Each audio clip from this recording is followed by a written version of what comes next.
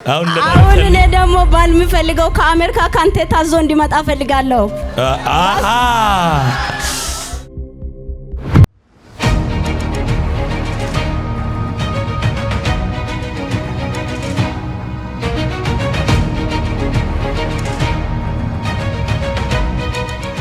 እግዚአብሔር ያደረገልኝ ነገር ባለፈው እዚህ አፍ ላይ ቁጭ ብዬ ነበር። እኔ ሌላ ነገር ነበር ያወራው የነበረው፣ ግን እግዚአብሔር በር እየከፈተልኝ ነበር። መጀመሪያ 2 በር ተዘጋብኝ። ጌታዬ አንተ አይደለም እንደ ሰጠኝ ለምንድነው የሚዘጋብኝ በር ብዬ በእግዚአብሔር ፊት ለፊት በደም እያለቀስኩና እየጸለይኩ ነበር። እዛን ባልታሰበበት ቦታ ላይ ትልቅ ስፍራ ላይ ትልቅ ሆቴል ላይ እግዚአብሔር በ20 ሺህ ብር ደሞዝ እዚህ ቦታ ላይ ምበላውን አጥቼ ፕሮፌት 400 ብር ሰጥቶኝ ነበር። ጌታ ሰው እኔ ቃል አውጣልኝ ብር አይደለም የምፈልገው። አይ እንግዳኮ በቤትሽ መጣሽ ነው ለምንድነው ብር ይዘሽ የማትሄጂው ሲለኝ፣ አይ እኔ ብሩን አልፈልግም፣ አንተ ግን ቃል ካወጣልኝ በህይወቴ ላይ ታላቅ ነገር ይሰራላል። የነበርኩበት ከባድ ነገር ውስጥ ነበር። ብዙ ነገር አጋጥሞሻል፣ ብዙ ነገር ውጣ ውረድ አይተሻል፣ አሁን ግን በቃሽ ብሎሻል።